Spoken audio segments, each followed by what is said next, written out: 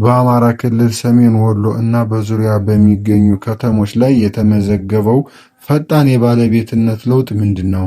በአካባቢው ሰፊ ወታደራዊ እንቅስቃሴዎች እየተካሄዱ መሆናቸው ሲገለጽ፣ በአዲስ አበባ የጸጥታ አመራሮች በድንገት መሰብሰብ ለምን ይሆን? የቅርብ ጊዜዎቹ የለውጥ ነጥቦችና ሪፖርተሮችን ዝርዝር አጠቃለን ይዘን ቀርበናል። አማራ ፋኖ ብሔራዊ ኃይል ምዕራብ አማራ ቀጠና ሚኒሊክ ዕዝ በዘመቻ አርበኛ አደም አሊ አባናደው ወታደራዊ ግስጋሴ ማድረጉን፣ ስትራቴጂያዊ የሆነ ከተሞችን በቁጥጥር ስር ማዋሉን አስታውቋል። መግለጫው እንደሚያመለክተው የዕዙ ኃይል ሻሌ ከተማን በቁጥጥር ስር ማዋሉን ገልጿል።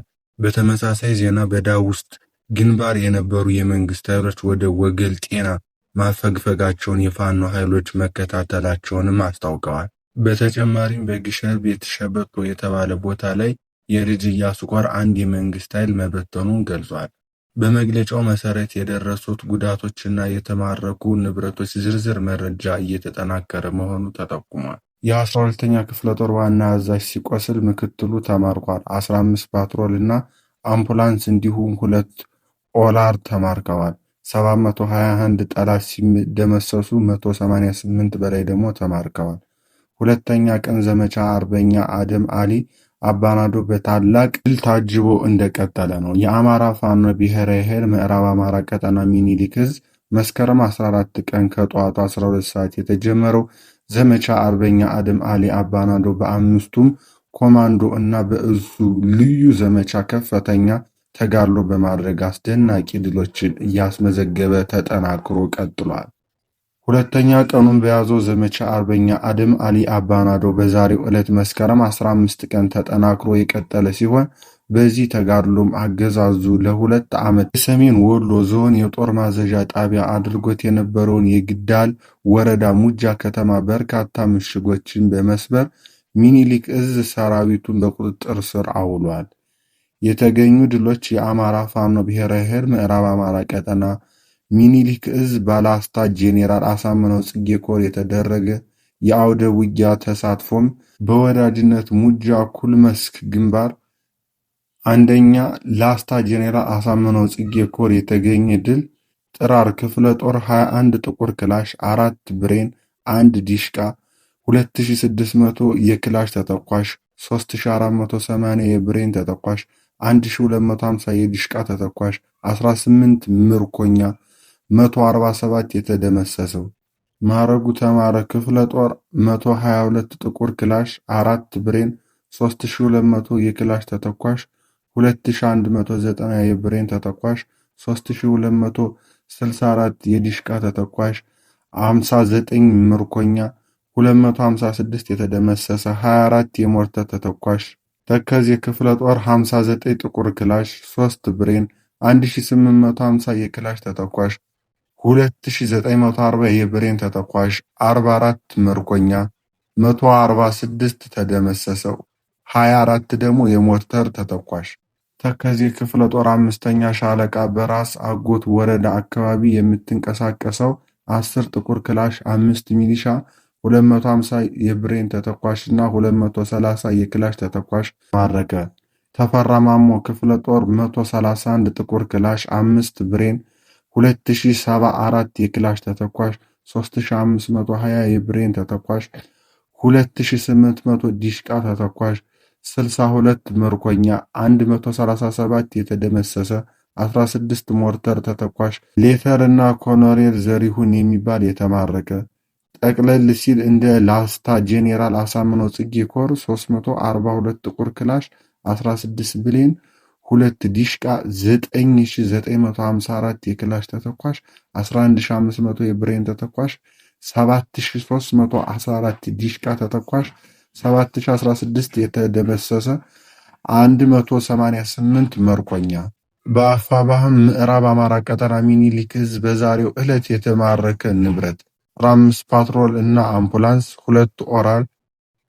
ሰሜን ወሎ ዞን ግዳ ወረዳ ዋና መቀመጫ የሆነችውን ሙጃ ከተማን ጨምሮ ሙሉ ለሙሉ ወረዳዋን በፋኖ ቁጥጥር ስር ገብታለች።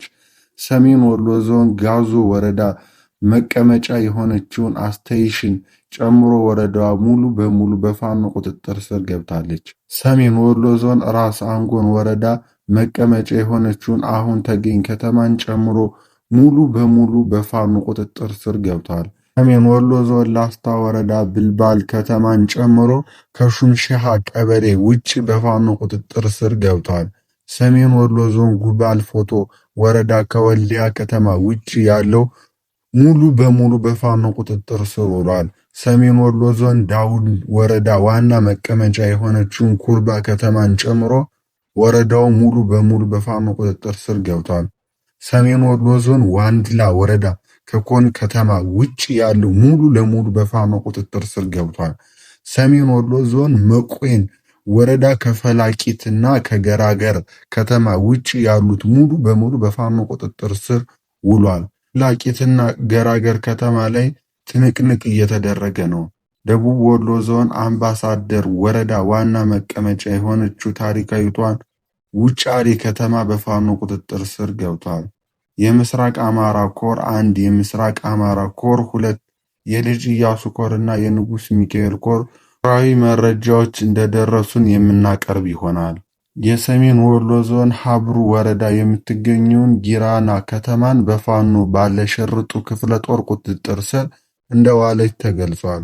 በተያያዘ ዜና የደጋው መብረቅ ክፍለ ጦር ባወጣው መግለጫ በዛሬው ዕለት አመሻሽ ላይ በተደረገ ግጭት አንድ ፓትሮል 14 ጥቁር ክላሽና 500 ተተኳሽና 30 ፉዋን መማረኩን ገልጿል። በተጨማሪም በመግለጫው በግጭቱ የመንግስት ኃይሎች ላይ ጉዳት ማድረሱንም ገልጿል። በመረጃው መሰረት ከጦርነቱ የተረፉ ቁሳቁሶችም ተማርከዋል። በምስራቅ አማራ ቀጠና ሚኒሊክ ዕዝ ልጅ ኢያሱ ኮር እና ከደቡብ አማራ ቀጠና አፄ ይኩኖ አምላክ ክፍለ ጦር ጋር በመሆን በመረጃ ዘመቻ አርበኛ አደም አሊ አባናደው ውጊያ ማድረጋቸውን አስታውቋል። በሪፖርቱ መሰረት በጊሸርቤል እና መኮር ግንባር ላይ የተደረገውን ከፍተኛ ውጊያ ከቀኑ ጀምሮ ሲካሄድ እንደዋለም እና የመንግስት ኃይሎችም ከግንባሩ ማፈግፈጋቸውን ገልጸዋል። ይህ መረጃ የጎፍ ክፍለ ጦር የህዝብ ግንኙነት ኃላፊ ፋኖ ስልጣን ዮሱፍ ከንስር አማራ ጋር በነበራቸው ቆይታ መናገራቸው ተገልጿል። ውጊያው አሁንም እንደቀጠለና ሙሉ ዝርዝር መረጃዎች ሲጠናከሩ ይፋ እንደሚደረጉም አክለዋል። ከአፋብኃ ቴዎድሮስ ዕዝ የወጣ መግለጫ እንደሚያመለክተው የስናን አባጂሚ እና የንጉሥ ተክለ ሃይማኖት ብርጌድ በጋራ ወታደራዊ እርምጃ መውሰዳቸውን አስታውቀዋል። በመግለጫው መሰረት እርምጃው ከደብረ ማርቆስ ወደ ሮብ ገበያ ለመግባት በመሞከሩ የመንግስት ኃይሎች ላይ ያተኮረ ነበር። ውጊያው በደማን ገብርኤል ጭንባት እና 4 አልጋ በተባለ ቦታ ላይ ከጠዋቱ 3 ሰዓት እስከ ቀኑ 8 ሰዓት ድረስ ዘለቀ ሲሆን በዚህ ከፍተኛ ቁሳዊ እና ሰብአዊ ጉዳት ማድረሳቸውን ገልጸዋል። በተጨማሪም የሰናን አባጂሜ ብርጌድ ማዕበል ሻለቃ ሮብ ገበያ ከተማ ውስጥ በሚገኙ ኃይሎች ላይ እርምጃ መውሰዱን ገልጿል። በተያያዘ ዜና በተመሳሳይ ቀጠና ውስጥ የሚገኙ የአገዛዝ ጥቁር ጦር ወደ ፋኖ ኃይሎች እየቀላቀሉ እንደሆነም ተገልጿል። የመንግስት አካል የሆኑትን የ19 ሰዎች አባላት ስም ዝርዝር ይፋ ተደርጓል። በመረብ ሚዲያ ከወታደራዊ ምንጮች እንደተገኘው የተገለጸ መረጃ እንደሚያመለክተውም በአዲስ አበባ ሳር ቤት አካባቢ በሚገኘው የጄኔራል ብርሃኑ ጁላ ቢሮ ውስጥ የአስቸኳይ ወታደራዊ ካውንስል ስብሰባ እየተደረገ እንደሆነ ተዘግቧል። የስብሰባው ዋና አጀንዳ በመከላከያ ሰራዊት ላይ በወሎ አካባቢ ስለደረሰው ወታደራዊ ውድመት መሆኑንም የዘገባው ምንጮች ገልጸዋል። በመግለጫው መሰረት ስብሰባው በብዙ ንትርኮች የታጀበ ሲሆን ሁኔታውን ለማረጋጋት አየር ኃይሎችን በድሮን በጀትና በሄሊኮፕተር ለመጠበቅም ሐሳብ እንደቀረበ ተገልጿል። መረጃው የሰጡን የመረብ ሚዲያ ወታደራዊ ምንጮችም ውሳኔው እስካሁን እንዳልተሰጠም አስታውቀዋል። በአዲስ አበባ ከተማ በሚገኙ የተለያዩ ትምህርት ቤቶች ውስጥ ትራማዶል የተሰኘ የሕክምና መድኃኒት አግባብ ባልሆነ መንገድ እየተሸጠና ተማሪዎች እየተጠቀሙት መሆኑን የሚያመለክቱ አሳሳቢ ሪፖርቶች ቀርበዋል። ብስራት ሬዲዮ ባደረገው ማጣሪያ መሰረት ይህ ከሕክምና ትዕዛዝ ውጪ የማይሸጥ መድኃኒት በአንድና በሁለተኛ ደረጃ ትምህርት ቤቶች አንድ ፍሬ በ15 ብር እየተሸጠ እንደሚገኝ ማረጋገጥ ችሏል። ትራማዶል አገልግሎቱ የሚጠቀሙ ወጣቶች ቁጥር በኢትዮጵያ ከጊዜ ወደ ጊዜ እየጨመረ መምጣቱን የተገለጸ ሲሆን በአሁኑ ወቅት ተማሪዎች እንደ ሱስ እየተጠቀሙበት ካሉ መድኃኒቶች መካከል ቀዳሚው ስፍራ ላይ ይገኛል።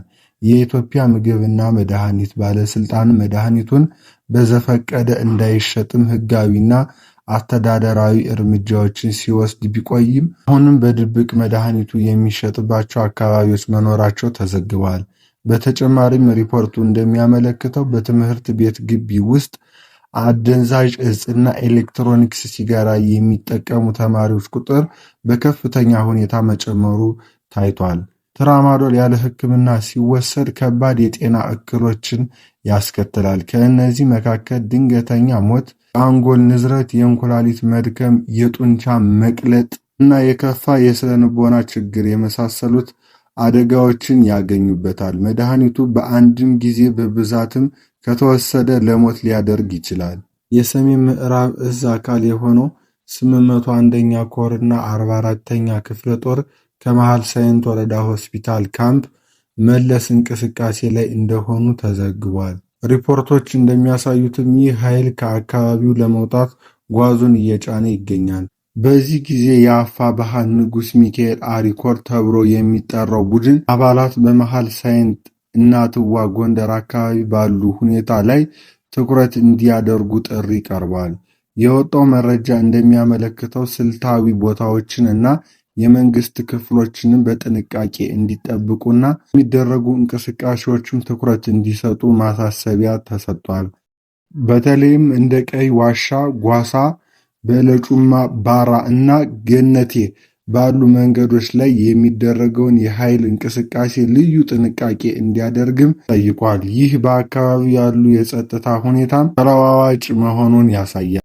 ወገን ዜናውን ሁሉ ያው እንደምትሰሙት ነው። በቃ ያለው ነገር ይሄንን ነው።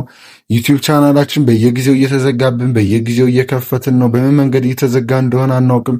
በጣም አሁን እንደምናየው ከሆነ የመሳሪያ ምልክትን እና እንደዚህ አንዳንድ የፋኖን ጀብድ ምናምን በጣም ቃራጋር ነው እያበዛችሁ መናገር የለባችሁም ምናምን የሚል ነገር ቴክስት እየደረሰን ነው። እናንተ ላይክ፣ ሸር፣ ሰብስክራይብ በማድረግ እኛን እገዙን። ያለውን ነገር ማስተካከል ያለብንን ነገር ሁሉ በኮሜንት አሳዩን። ስለምታደርጉልን ድጋፍ ሁሉ እናመሰግናለን። ግዴታችሁን ተወጡ። ላይክ፣ ሸር፣ ሰብስክራይብ በማድረግ የበኩሎን ድጋፍ ያደርጉ። እናመሰግናለን።